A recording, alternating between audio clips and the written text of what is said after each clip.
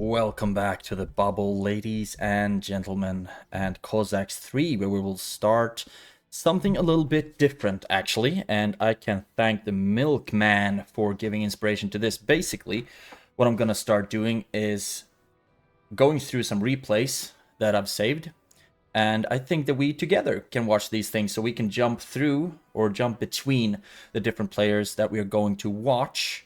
So we might learn some to-dos and how and not to-dos, I guess, with all the different players that we're going to watch. I will not spoil any end results because there are both wins and losses with the games that I've saved. But I'm just thinking it could be a fun little thing to go through and adding some commentary, and we will jump through, like I said, all the different players and see if we can get some nuggets out of it. Mostly, I started saving replays for my own education of Cossacks 3 because I've only played previously to when I've recorded, and as some of you might have noticed, I haven't really learned a lot while playing that rarely. So I've been trying to play a little bit on my own without recording, and then save the replays if I think that some other player seems to have done a very good job, or if I feel like I got a good start or something like that. So I've saved a bunch of replays, and I'm thinking that we can go through them together. And like I said, hopefully all of us can learn something. And it's also a concept that I would recommend that all of you who play, if you don't already, but save the replays and then watch them afterwards. And especially if you feel like another player has been absolutely overpowered during the game, just save the replay and make sure to check it afterwards to see what he or she did right, or maybe what you did wrong while playing. So thank you so much to Milkman. I appreciate you, buddy. Now, let's just get going. Starting off with me as Ukraine. I will be the purple player, and we just go through all of the different teams with the 1 to 4 keys on the numpad. So starting off with Edek, number 1. We can also go to number 2. That's his teammate, Quick.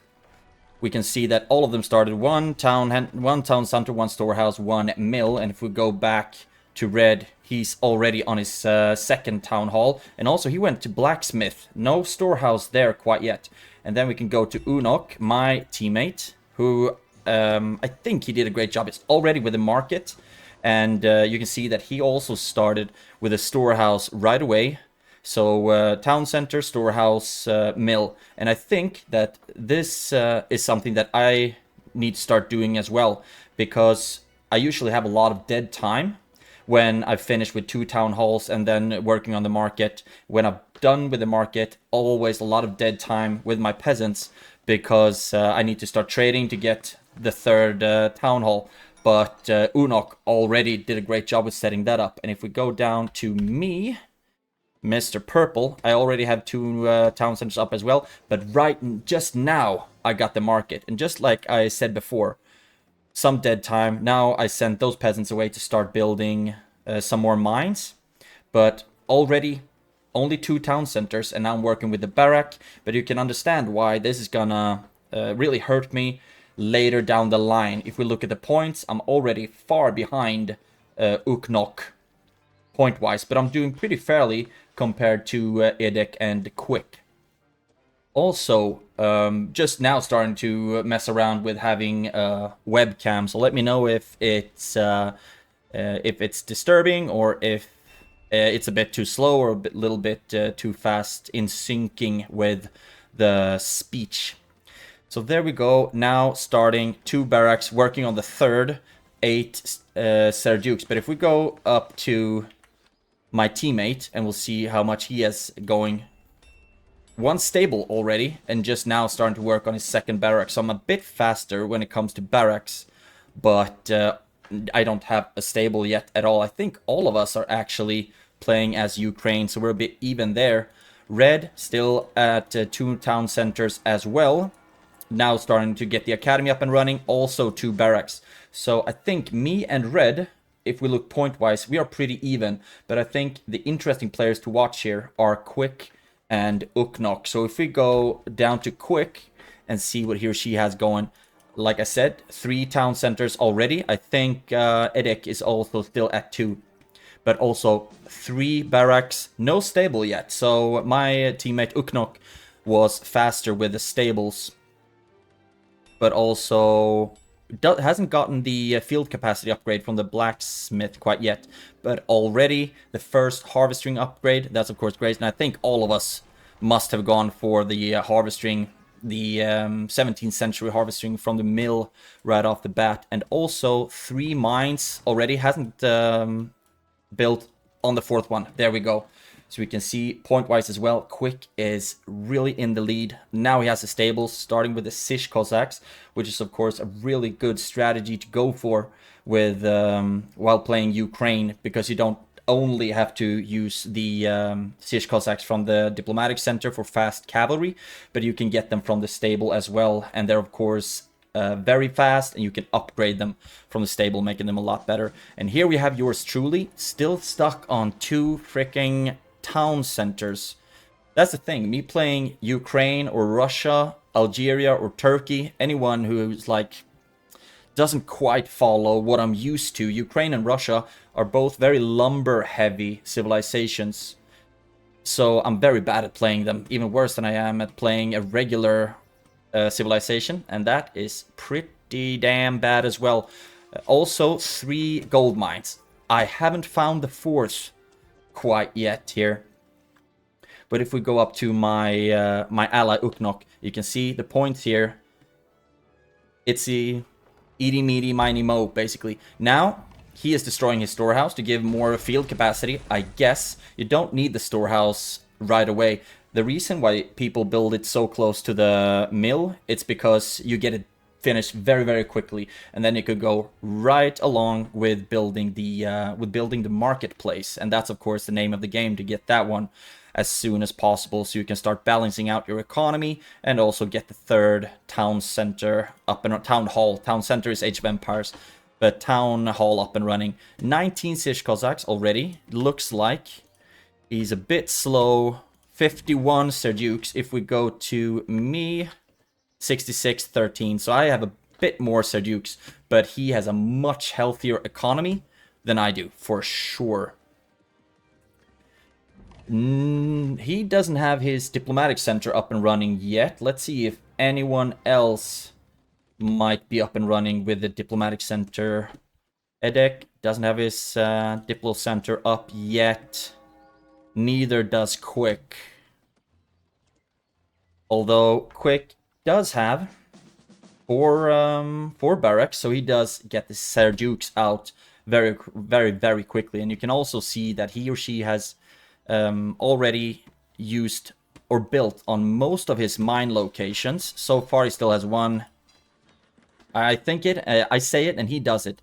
1 coal mine that is going to build on right now, and there we have the diplomatic center for him. So he is of course going to be a lot quicker with getting mass round shears up and running, starting off with those. Although I don't think he's going, not yet at least, for any Sish Cossacks from the diplomatic center. It's very important to get the to get fast cavalry up and running, so you can start harassing down the walls and start just harassing the economy of your opponent. I actually have a diplomatic center, and just now I have my town hall. What is that? Like, I think it's a 15-minute peacetime. I forgot to check that in the beginning. 20 or 15?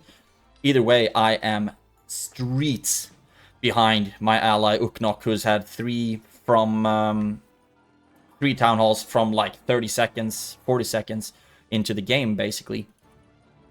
31. He also goes round shears. So no diplomatic center Sish Cossacks there yet. The reason why you might want to go to double up on the Sish Cossacks is because, of course, they produce a lot faster in the diplomatic center. So that's a way to like mass up Sish Cossacks quite quickly compared to just producing them from the stable. But also, this is interesting. Usually, I just get 1 mil. And that's gonna be my mil to the end of days, basically. Throughout the whole game, only 1 mil. But he puts down 3. Very interesting strategy. Something that I might want to take after later down the line. 88, 37, 55. Look at these military numbers. And then we compare it to mine.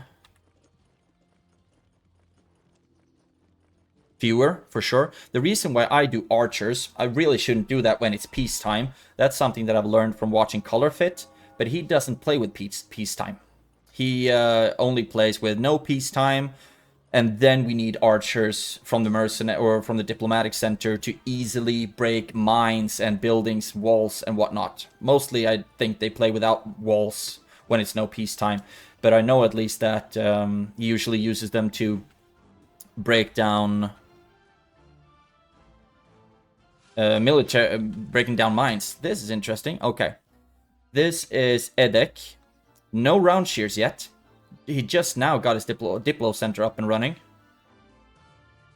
I wonder why my hotkeys for selecting all military units is Shift and E. Don't ask me why, it just feels easier, I guess. But that deselects all the players. Another thing that deselects all the players is pressing 0. And then it turns everything black. Interesting stuff. Very interesting stuff. Edek has, however, just now, I think, used all of his mines. Just one little iron mine that is left to build on. And we have 1 minute and 50 seconds left of peacetime. Also, worth noting is if you would like me to start skipping the peacetime or just the very early beginning, I can, of course, do that. So just let me know. Now, I've selected blue. And, okay. 183 round shears. 250, 83. If we compare that with Edek, then we have 38 round shears. Very few Siege Cossacks. And also almost not that far behind on the Serdukes, actually. So he's doing a good job there. But, of course, you fall very far behind on round shears unless you're very quick to get the Diplo center up and running. And round shears, especially when you play as Ukraine and don't have any good defense against melee units, then you really come get far behind if you don't get round shears up and running, because they are also, of course, a wall for all of your ranged troops. For me, I am at 183 currently, 192, and 50 behind on Serdukes. So, I mean, I'm pretty far behind as well. And you are at... Okay, my allies actually has pretty few round shears. But that's because, look at this, 2 different groups of Siege Cossacks. That's one group mercenary and one group stable. So this is, of course, going to give him a vast army of very, very fast cavalry that's going to absolutely melt the palisade if you want to get through quickly, which is, of course, the name of the game during these matches. It's something that I had to learn the hard way to get the cavalry or the Cossacks up and running. So that's this. If we check at the points right now, it's still Uknok has taken the lead point-wise. And now I saw that he started pushing up his army. So I wanted to get some kind of units out here to help him. And also, we haven't talked any in the chat yet. In that case, I missed it. But if we look at what our enemies see right now, they don't really see that much. They see this, of course, because they had a scout here. A priest, it looks like. And also they see my little Cossack army here, trying to break the palisade. I don't know if this really was a smart decision on my end. I want to see where my ally went. Okay, so he's gonna come from the north with a lot of Siege Cossacks as well. So we're actually pretty much in sync here, I would say, that we're joining our armies and starting to just push in on one of them. And it's, of course, also the stronger one, because if we are able to snuff out the stronger player early, then that's going to be absolutely huge for us. I'm sorry if the sound is really high now, by the way. It is in my ears. God dang. So we lower it a little bit like so. And just like that, we are starting to spread out his army. So my ally has a massive group of Siege Cossacks here, spreading out and starting to harass his economy, while I push up from the west and start just claiming mines, destroying economy as much as I can. And if we look at Edek right now, I mean, he hasn't really sent anything for reinforcements. He has some units to defend himself, but if we look all in all, not a lot of Cossacks, 18. 217 round shears, so he's starting to get up some numbers there, but I mean, he does not have an army right now to defend his ally, unfortunately. At least not fast enough, because with Siege Cossacks just absolutely decimating the economy, taking mines, I should have been a lot better at destroying. There we go. Now I started destroying the mines because I saw that his army started coming down, and I'd rather destroy them than he or she reclaiming them, obviously. But Quick has been able to kill all of my troops, so he did a very good job at defending, I must say that, because Uknok only has his Siege Cossacks left, basically, and they're not gonna be very strong against round shears backed by Serdyuks. So we did a very good first push, I must say. Quick is very wounded. I don't know how this point system works, to be honest, because obviously he has more units. Now it jumped up to 66. Okay. If anyone knows how the point system works, please let me know, because I'm getting confused often by that thing. If you go back to Edek, still just in a structured manner, getting his stuff up and running. He has groups with Serdyuks. I've never put my Serdyuks into formations. I didn't even know that was possible without officers. Speaks a lot to how much of a noob I am, I guess. But I think they don't even need officers. They can just get a group, like cavalry, basically. Just get a group, put them into formation, and there we go. So that's that. Is any one of us ever going to research the Montgolfier? 12.7k. The reason for that, I'm guessing, is because Ukraine doesn't get 18th century. So they could theoretically get Montgolfier as soon as they have 13k. They don't need to wait for 18th century. So now blue is starting to push onto me. Just starting to counter push. Fortunately, I did have a lot of Siege Cossacks here, and my Serdyuks should be able to do a pretty good job setting up my round shears here at the entrance, so they can soak up anything that they start sending through, basically. And at the same time, my ally Uknok starts pushing on red. But let's see if I can actually push this one back. If you just look at my numbers right now, they are dropping, but not fast enough. But I was able to melt away blue's defensive wall here, and now it's just easy pickings cutting down the Serdyuks, because they have nothing to defend them from Siege Cossacks and round shears. I mean, Serdyuks are crazy strong, because they of course get amazing firepower, but they are very susceptible to fast cavalry. If we get close enough to start using the swords, they are done so. And now I'm also starting to cut down the wall in all kinds of different places, and with that, my ally is starting to come down and help, because he saw that red started pushing towards my base. So Uknok, I appreciate you for that one, because now you can see that they are starting to cut down my palisade in 2 different places. But I, for some reason, I didn't pay much attention to that, because I was all hopped up on pushing in on blue, because I felt like he didn't have that much left. But to be honest, most likely, I just forgot or missed completely that their troops were there. Fortunately, Uknok saw it and acted accordingly. They didn't even break through my palisade. This was a great teamwork. I've actually forgotten how great this teamwork was. Even though I'm still down. Now I'm getting my 4th town hall.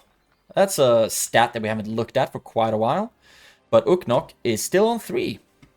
I guess that's enough. Building a 4th farm, 4th mill as well. 5 barracks, 3 stables. Okay. And soon. I don't know how long this game takes, actually. But now in Blue's base again. And he is pushing me back, doing a great job defending, actually. Great job, even though we smashed his economy to bits.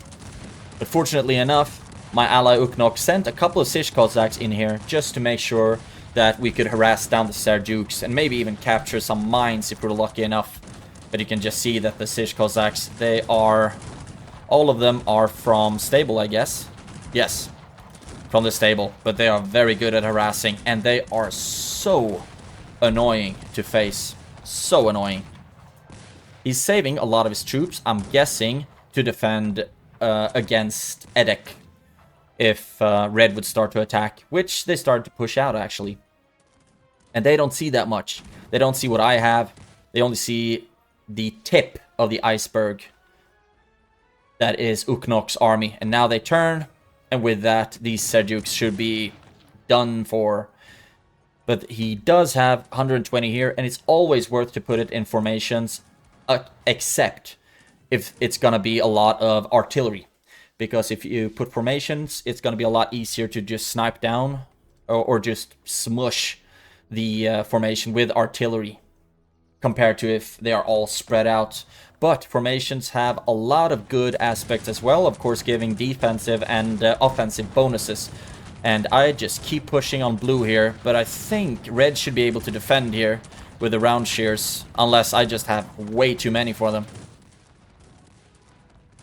Uknok actually spread up his forces, or divided his forces. I don't really know why, because there's not a lot to defend against here. I wonder if we're ever gonna get the Montgolfier like Edek got. Because Edek has all the visibility right now, which is of course something that's gonna benefit Quick as well. Although he doesn't see it now, the Montgolfier of course affects the whole team. So he should be able to see it, unless it's different for Ukraine. If so, I had no idea.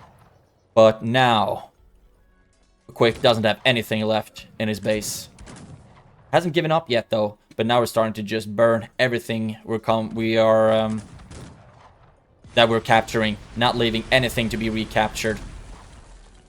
I should start burning these things too as well, because I'm not very keen on keeping things that I've captured from the enemy. I usually just destroy them as soon as possible, unless I feel that I can squeeze out some economy from the mines. Except for that, I just burn everything, dwellings, storehouses, markets, everything, I just burn it to the ground. But now we should... Quick still hasn't given up. I applaud that. Although it should just be a matter of time. Red should give up soon as well. But Uknok has pushed through, and yeah, I think that's what has happened, because you can see that Edek doesn't shoot anymore, and I don't think that the victory banner thing appears in the replays, so I think that's why. But this must have been game. 30 minutes of game time and about 24 something in recording time. This was fun, actually, just going through the game afterwards and seeing what happened. The big takeaways for me here, and something that I will try to use a lot more as well, is Town Hall, Mill, Storehouse, Market, and then... when I've finished my market, I can start working on the second town hall, and while my peasants are busy working on that one, I can trade for the third town hall in the marketplace, so there are no like dead time in there. I was so slow at getting my third town hall up and running. That was redonkulous. But yeah, thank you so much for watching this one. I had a blast recording it, and I hope you like watching it as well. And if you learned something from it, I'm very happy for you. And like I said, I'm gonna start doing some more of these recordings, because I think it might be useful for all of us to take a look at more than just the player actually playing the game. We can look through all of the different teams, all of the different players, see what some people might be doing wrong, what some players might be doing correctly. And who knows, maybe in a couple, maybe in a near not so distant future, we'll all have a shit ton of mills giving us food. So thank you so much for watching. Have a great day, and I will see you in the next one.